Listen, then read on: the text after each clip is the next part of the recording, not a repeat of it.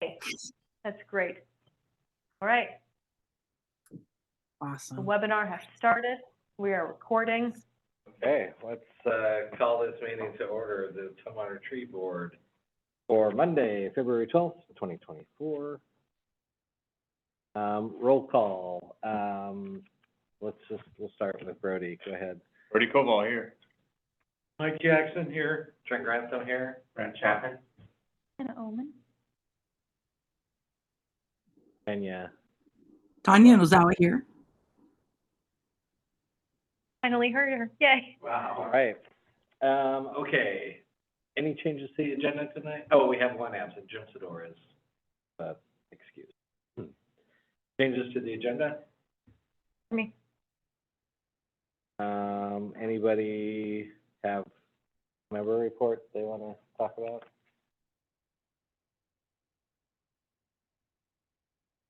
No. You can mention, we can talk about it if you want. Yeah. I don't know. Jim had sent an email saying they're taking the historical out off the. Are they trying to get it off the register for? So well, we're 100% on that yet. There was supposed to be a meeting of the Historic Preservation Commission on the 15th of this month, on Thursday. That meeting has been rescheduled now.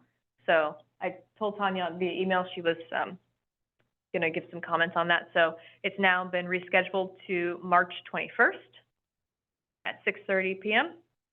The Hold It in Here Tree Board is more than invited to attend. It's not a joint meeting, however, but the purpose of that meeting is to review the foresters or arborist report about the Davis Meeker Gary Oak on Old Highway 99.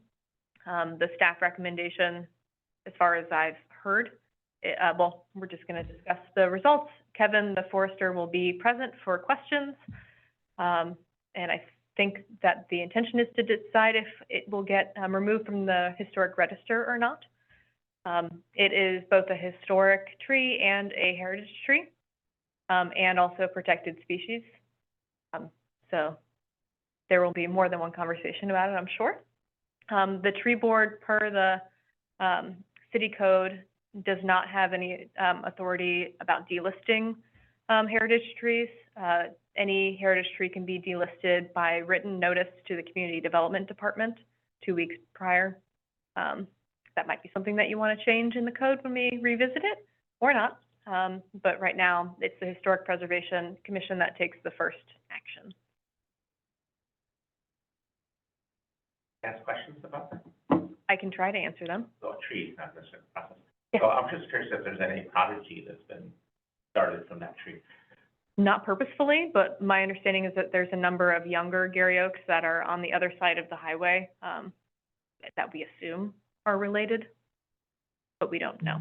And my follow-up question, is there any plan to plant a replacement tree somewhere? Not necessarily at the same site, but somewhere in the city? Yeah, so the city code for protected habitats and species refers to the Washington Fish and Wildlife management plans for those. January 4th, there was a new management plan document produced by Fish and Wildlife for Oregon white oaks or Gary Oaks, which require a replacement based on the DBH of the tree for single trees. Yes, if removed, there will have to be replacements. They don't have to be on site. Sorry? You know the replacement formula? For this size tree, it's, I don't think it's hundreds, but it's close to 100. To 100, I think it was 70 or something. Don't quote me on that, Jerome, don't quote me on that. It's a lot, because they're an incredibly valuable tree. This is really old, really big.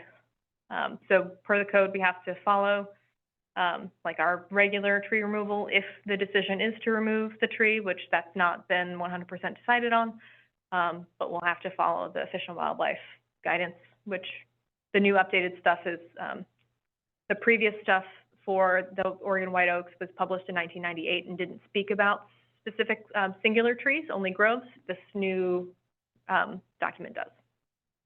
The proposal for where these would be planted are very. Not yet. We're still trying to figure out. I was talking to someone in planning today about how many trees we would have to replace. He didn't have the DBH, I gave him the DBH, he gave a number, which I don't remember. That was today. Twice as many, just. And, there's a 5-year period that we would have to watch them, and I think we needed 90% survival per that document, so. Work to make sure. Possible. If the decision is to remove it, that, like I said, that's not been decided yet. Answering extra questions. I can raise my hand now. Ta-da. The website for the Jerry Davis oak tree says that it is approximately 400 years old. I don't On one the- hundred percent trust that number, but it is quite old, yes. Yeah, it's on the Tumwater site, so it says it's Website, yeah. 400. Yeah, yep. So It- It was allegedly, the reason why it's on the historic register is that it was a landmark in the Oregon Trail. So it's at least that old, big enough to be a landmark at that time. I don't know how many members read the report. The report's really interesting.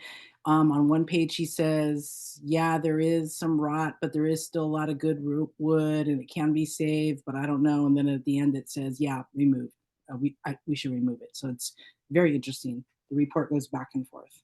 So I read it and highlighted some things for the meeting.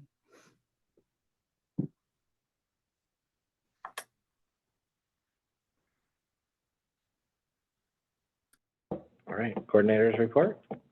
A few things for you all. Okay. Some general and then the specific items that I have on the agenda.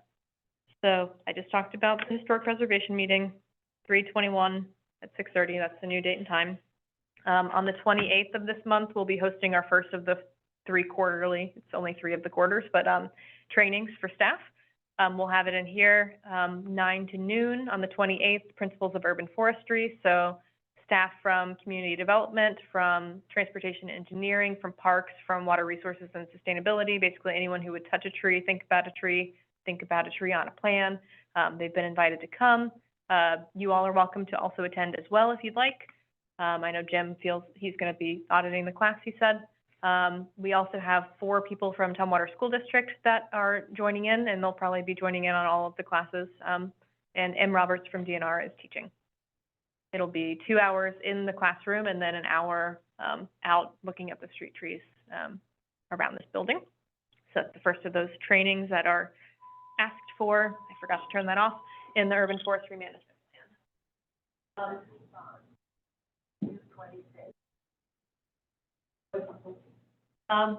Another thing to update is I'd mentioned to you all that we got a federal grant for Urban Forester, and that would be a pass-through grant through a nonprofit called the River Network.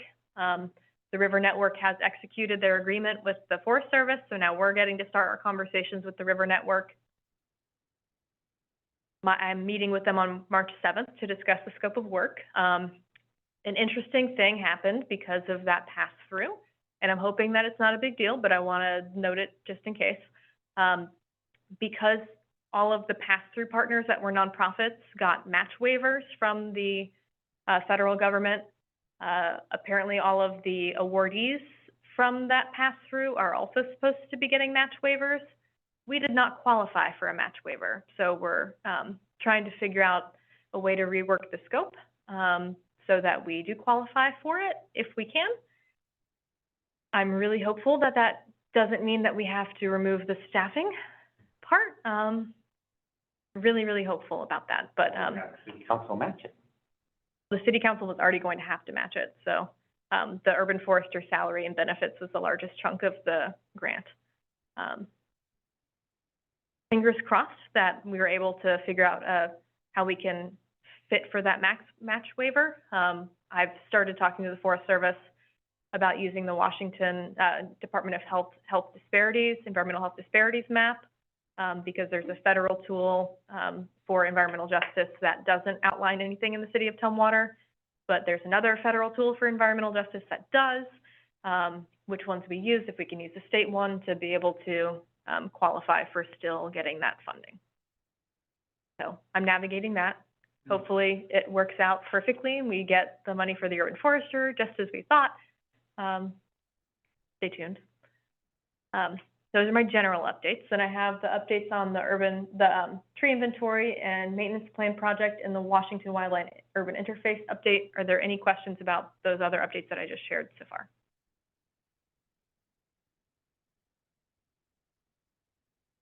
The urban interface, Yep, I'm gonna you're gonna, give an update on that. okay. Yep, first one on my little list there is the tree inventory maintenance plan report. So I received the draft. I'm going to bring it to you all as final copy next month. It is a good 99 pages, so I didn't want to print it today, but, some of the things that, Jim and some of you had asked about in terms of like, is this gonna be part of it? I printed out the table of contents if you wanted to see. It's got some of my notes on the side, so, but it does have the analysis of the inventory that Jim had been asking for that I didn't think would be part of the scope of work because it wasn't explicitly mentioned. Pleasantly surprised it was in here. We have the iTree analysis, stuff on the species diversity, composition and species richness, management and investment, all the different ecosystem services, annual benefits of the most prevalent species, a section on urban forest pests and pathogens, and then, of course, the tree care needs and costs sections with stuff on what trees, what's the estimated cost of the pruning that needs to happen based on the inventory, removals, other maintenance treatments, the cost of that for the budget so that we can then include that amount for the budget. It's about 4 times as much as we've been spending regularly, so that's the thing. Then a whole bunch of stuff on potential planting areas based on social equity, stormwater, urban heat, and all of those combined. A lot of data. I thought it was great. I'm having it reviewed by other members of staff that deal with trees, specifically those who deal with the maintenance and removal more often, and the GIS staff as well, because there was a large GIS component of the project. So, but gotten the draft. We're on path for being on time or early for the DNR grant requirements for closing up. And it gave more information than I even thought we were going to get. So. This was from the grant that we got last year, right? Yep, this is the $40,000 grant from DNR, Oh, great. with the $20,000 match from the tree fund. Does this, report include the recommendations or helpful preferences on street tree recommended list, or is that a different group? That was part of the street tree plan. That specifically was looked at for the street tree plan, and the street tree list will be brought back to the tree board, and we'll keep working on that after the. 2 parallel efforts? Yeah, this one's like, what do we have, and is having all of these maples maybe a concern compared to having more diversity, and then the street tree plan, because this is also for park sites and buildings and things that aren't necessarily street trees. And because we were somewhat constrained in terms of the time for the grant, we didn't get to, and I couldn't get enough volunteers to look at all of the unidentified street trees. There are a lot that have GPS points, but no data as to what they are. So those, as far as we could correct that, we did, but it was winter. Yeah, there was limitations. Any questions on tree inventory and maintenance plan? When will that be done and ready to review? I'll bring it next month. Okay. We have to close out the grant by April 20th. If there's a large issue, April, but I'm planning on next month. And I apologize in advance for the number of pages. We're going to add pictures, so it's going to be more than 99 pages when you get it. Sorry. Most of it's tables. Cool. That helps. Any other questions? So it'll be electronically, I presume? Yes, but if you ask for a printed packet for that meeting, I will print it. On recycled paper, but still. Can I move on to WUI? Sure. Right, there was a hearing this week. There is a hearing this week. There was a public hearing last week. I listened to it this morning at the different testimony. It was interesting hearing the different perspectives, including one of the people that was on the technical advisory committee and how they felt that process went. So that was the public testimony. This Friday, from 10 a.m. to 4 p.m., which you can attend if you'd like to, virtually or in person. There is a hearing to vote on the amendments of the Wildland-Urban Interface Code.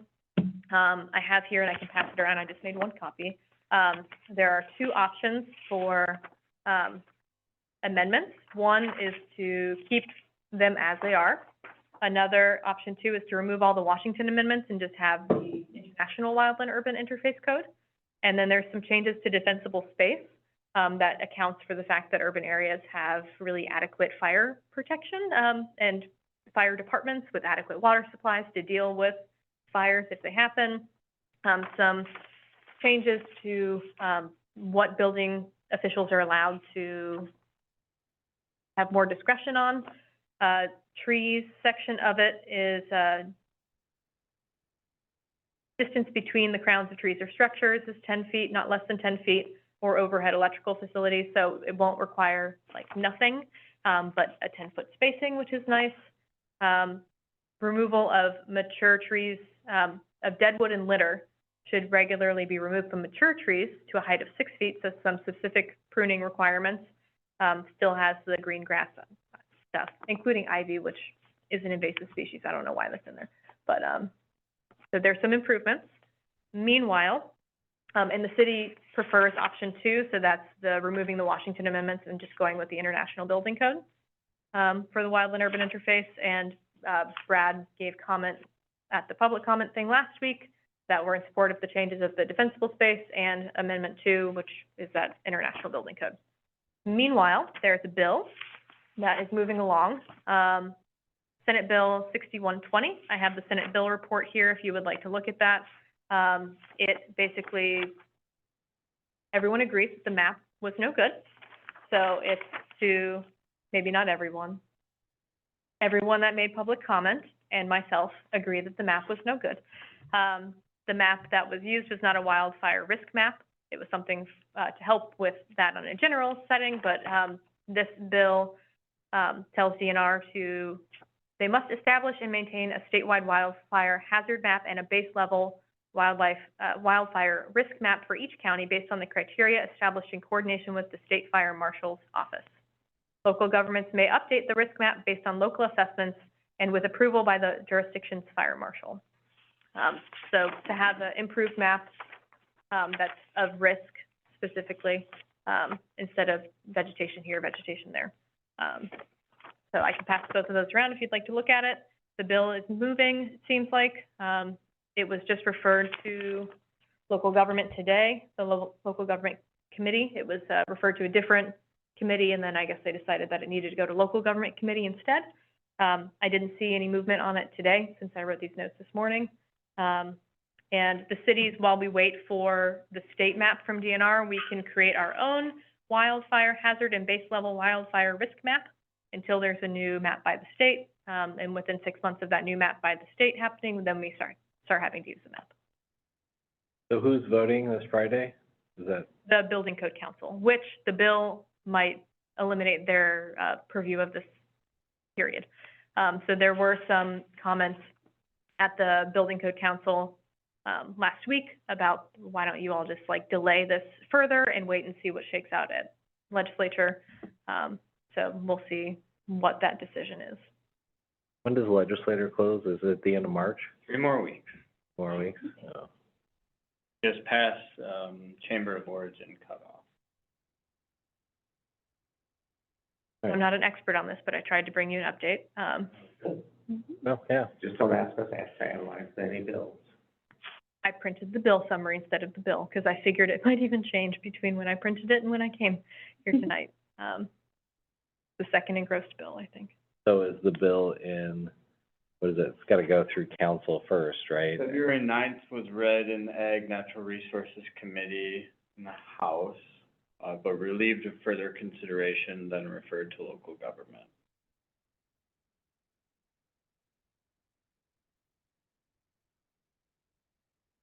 But it went through its House of, place of origin, right? It went through. Yeah, floor amendments were adopted in the Senate, 48 yeas on amendment 4868.1. And we were the only city that I heard give public testimony at the Building Code Council. Brad spoke on behalf of the Association of Washington Cities. There was a fire official from Spokane that talked, and he was the person who was on the technical advisory committee.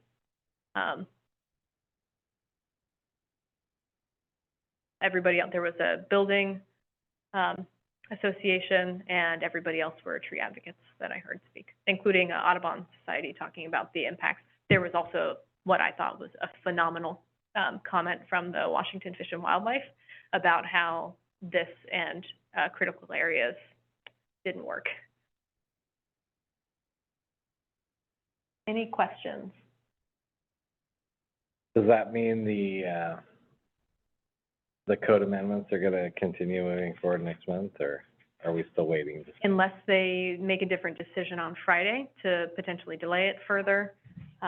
It seems that way. So March 15th, I think it would be the date that we would technically have to adopt them or start adopting them. That would be when they were made official. And then whenever it pans out, if it's the legislature that makes the change or if it's State Building Code Council that makes the change, whenever that is decided, then we'll restart the conversations about the 3 sections of code that we were working on last year.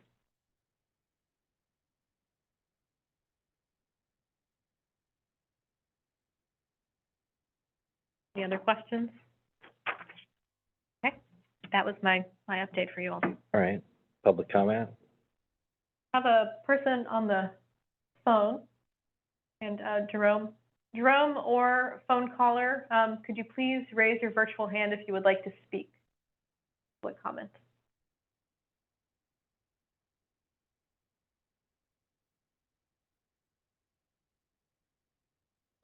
Person on the phone, I just realized that I keep asking if you want to raise your hand, but we don't actually have the raise your hand feature for the attendees. So if you'd like to speak, please unmute yourself and do so.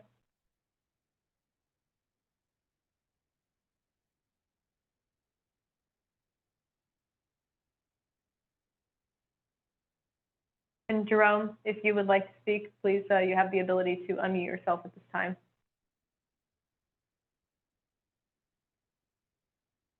I'll add the raise your hand feature for the future ones. Okay, Okay. hearing none. Oh, Jerome? Would you like to speak, Jerome?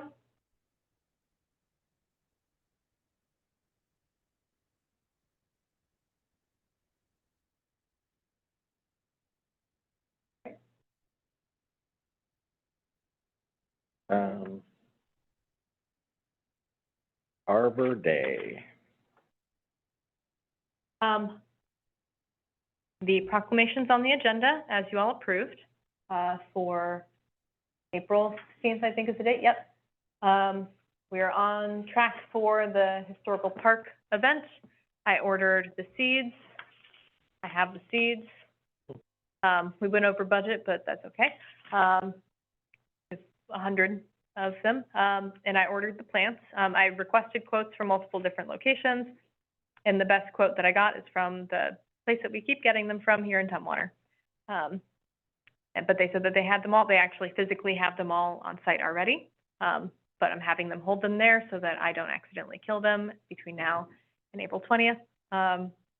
So I'll pick them up that morning and bring them on over to Historical Park for the giveaway, as well as the seeds.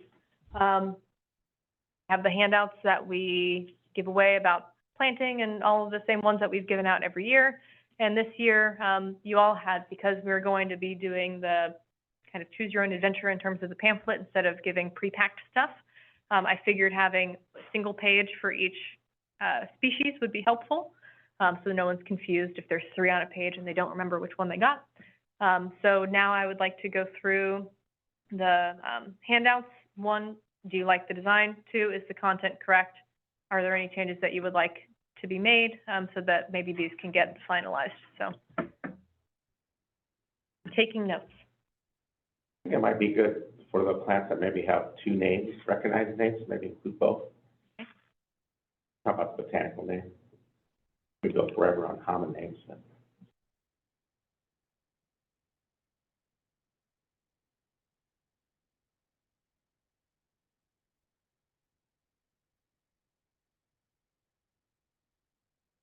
And that's the Oregon grape and the dogwood. And the bayberry, But the, America versus Morella.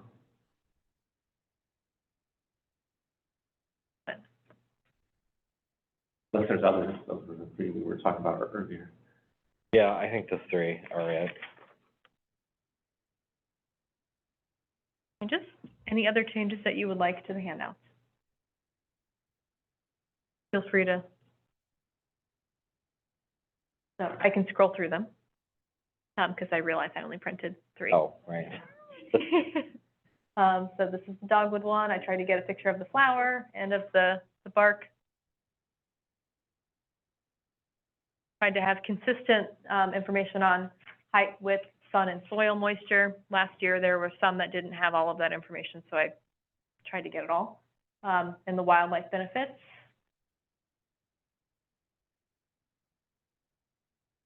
Feel free to wordsmith me here.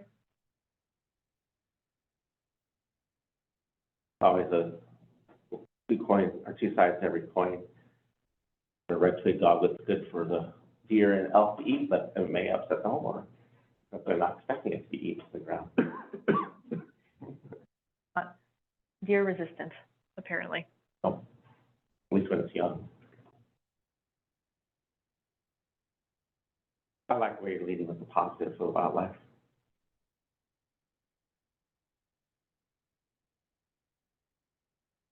Any changes on, Whose is that a house?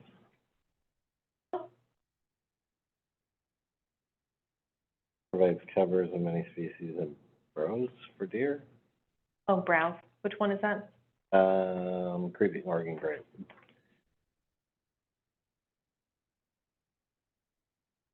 I created these on something that doesn't have a spell check, so thank you. Well, I'm not the best speller in the world, so I wasn't sure. Any eyes help with that? Okay, any changes on the red osier dogwood? Is it osier or osier? Osier. Osier. Osier, oh, I was way off. Osier, thank you. Okay.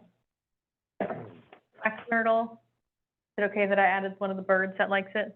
We have muskrats here? I guess we do. I've seen them. We don't have, going back to the red osier, you know, I'm not gonna nitpick too hard, but Someone from Alaska might be good to see. We'll remove the reference to moose. I used the Washington Native Plant Society to get a lot of this information, so I guess there are moose in other parts of Washington? Yes, there, but, yeah. I think they got them at Northwest Uh, Track.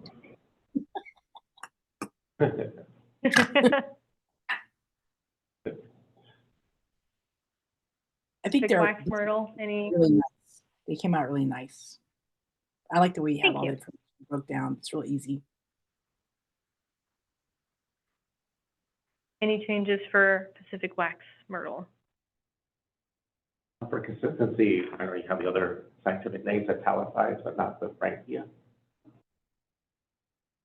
Down there and fungal, better bacteria, I guess. Oh,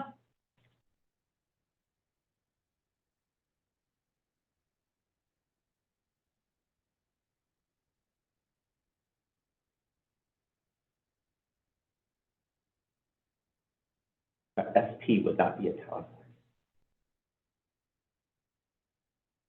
Is that supposed to be species? for multiple species, right?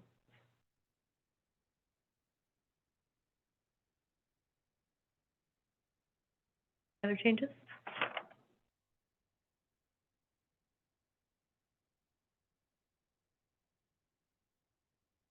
And service berry,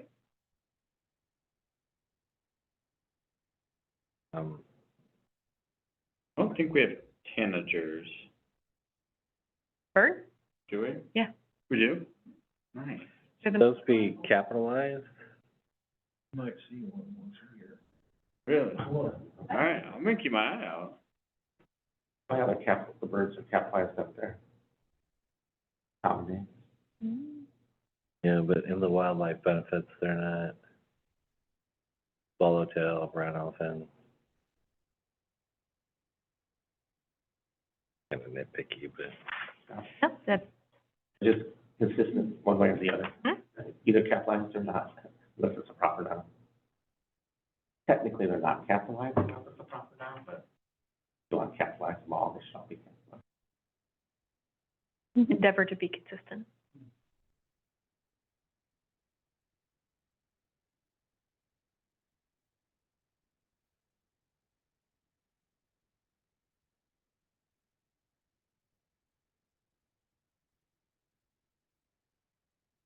Any other changes on the service berry? No, I don't think so. Pine maple? Got a kind of broad question for consideration. Have we ever in the past considered, adding traditional uses? Or cultural importance of these species? I'd love to add that. I would just shy away from any medicinal recommendation, Yeah, yeah. but yeah, Do that. it's a lack of information. Ojar has a lot of good references for I'm this. not trying to make more work for you, just. Yeah. Especially since you're going one page per plant, and Mhm. Pretty much everything we have has cultural significance. How would you like me, would be the, Could that be its bolded- own bolded Yep. section? Would that be traditional or cultural uses? Or traditional cultural uses? Yeah. Work. I'll add a citation for where I get that information from. I might, just depend on Pojar. If you need additional resources, feel free to let me know.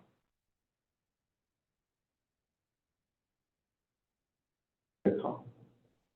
Sure, the Squaxin Island tribe would be more than happy to. And I can reach out to, their environmental department and ask. Yep. That way I've done some consultation and it's staff to staff.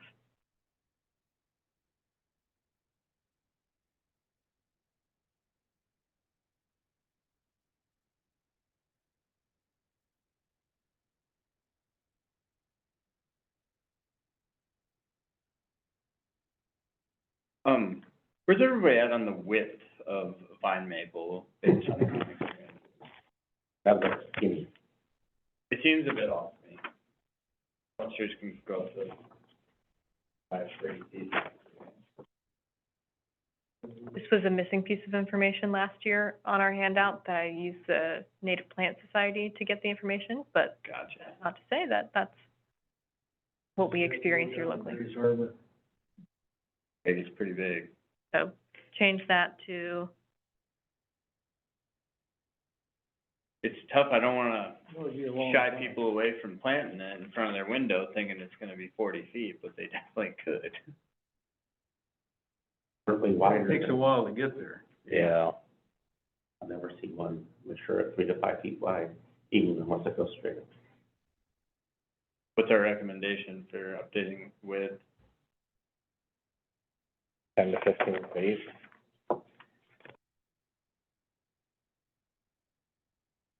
Well, anything would be better than 5. 3 to 15? 3 to 15? Sure. You can- If it's in deep shade, it won't get very big, but. Lets folks know that there's a wide, Yeah. range. Does it do well with being, like trimmed to stay at a certain size? Does it hedge? Not gonna, it'll hedge? Yeah. Really? I don't recommend it, but yeah, I've seen it many times. Wow. Is that a note that we should add in the more information section? No? No, I wouldn't put it in there. All right, no. And everybody else read. It's tolerant, but aesthetically, it's Oof. kind of, yeah, not my preference. Yeah, most things will take a pruning, they just don't do well over time.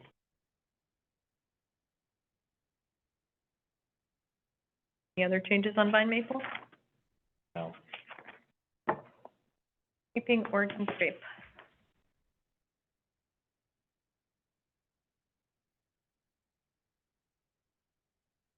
Browse. But you scroll down a little more. Yeah, sorry.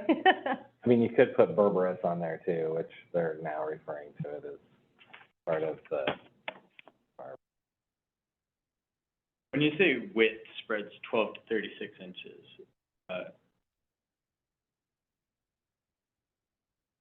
just thinking from the perspective of a potentially naive recipient of this.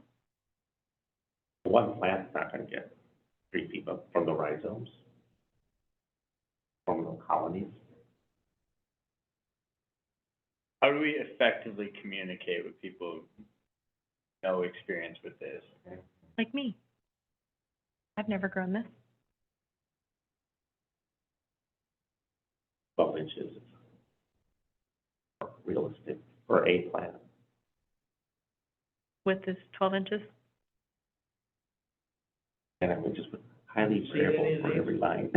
Seen a lot of the different kinds of Oregon grapes? No, I don't think so. I've only seen the tall and the not tall Oregon grapes.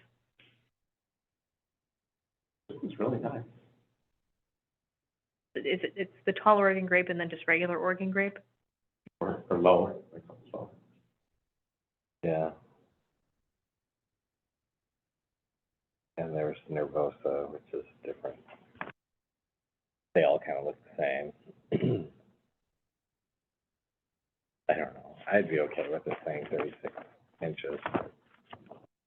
Because it'll eventually spread. I can only hope.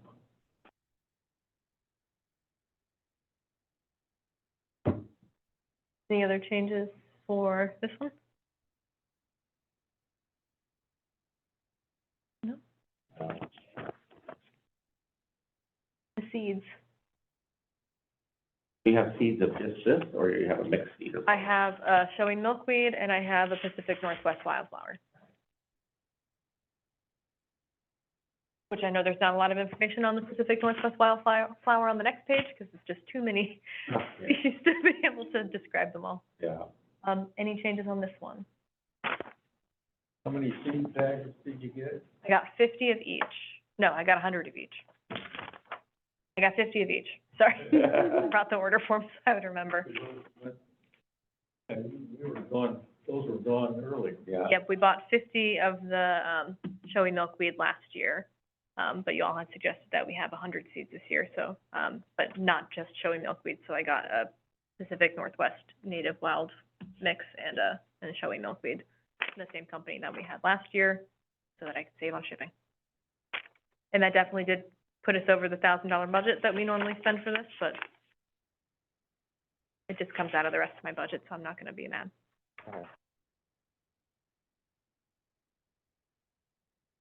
No changes on the showy milkweed?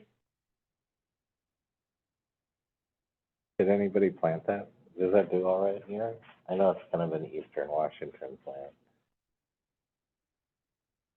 Maybe in the prairie, Gave them all. it'd be better in the prairie habitat than most other places here. It says be careful, Yeah. cats, dogs, horses, and humans. Yeah. In other words, Just- don't farm it. I've had the tropical milkweed around dogs for years, which is also toxic to dogs, never been an issue. Yeah, I think it's still the amount they eat. And my dog really liked to eat plants. Different than tansy. Then we have the WW native wildflower mix, which basically just put the list. Yeah.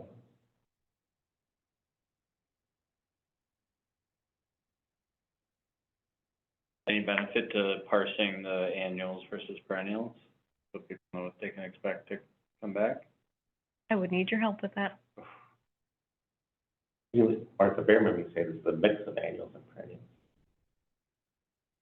Oh, we already said that. You did. Okay. I didn't say mix of, but I could change that.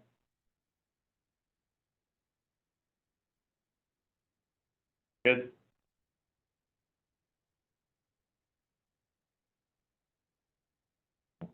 Cool.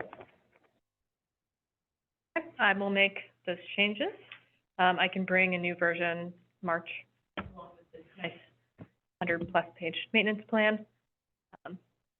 Sorry in advance for your reading. I'll go through it. You don't have to read the whole thing before the next meeting. Well, if you just send us a PDF of it, I mean, you don't have to print it all, I don't think.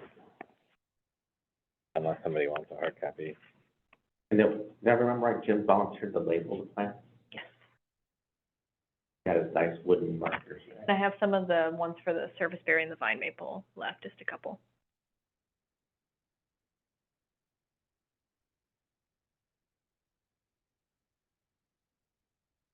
All right. Reach out about the pieces. I'll also reach out to,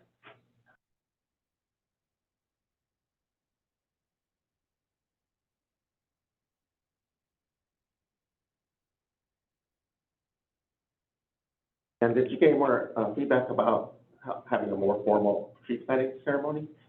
I know that we will be instructed or told when they're planting it and they want tree board help, to make sure that they're doing it right. They have a new person, because apparently they didn't last year. They have a new person that's in charge of Earth Day, and I'm meeting with her, next week, maybe this week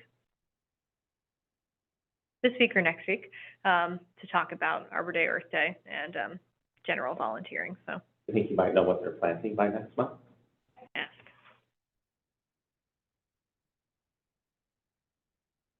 I know that the tree is donated by the, Park Foundation.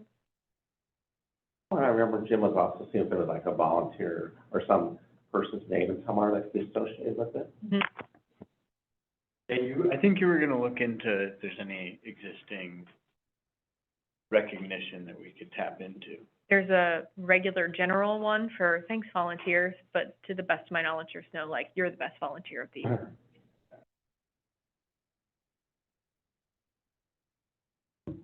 But, the person that is in charge of Earth Day now from the Parks Department, it's our new full-time volunteer coordinator. Okay. That position is back in place, and no longer part of someone else's job, but now it's a full-time thing, so I'll bring that up to her, as part of the conversation in general.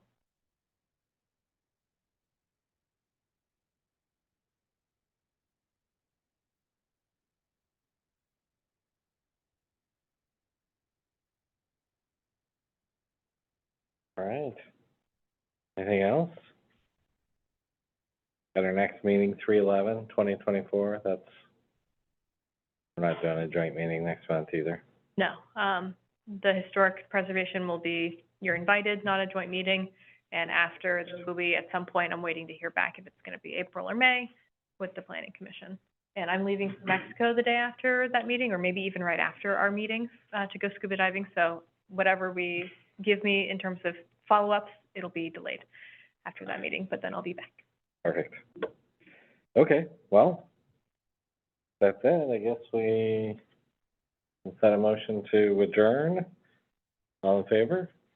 Aye. Anybody opposed? Anybody want to stick around longer? No? You're getting way too efficient. I know. All right. Meeting I've been part of. Do we need to put the room back? You all are never obligated to do the furniture So moving. we're happy to. Thank you, Tanya. Thank you. Have a good I'm night. glad we could hear you. Thank you. Thanks, Tanya. Thank you.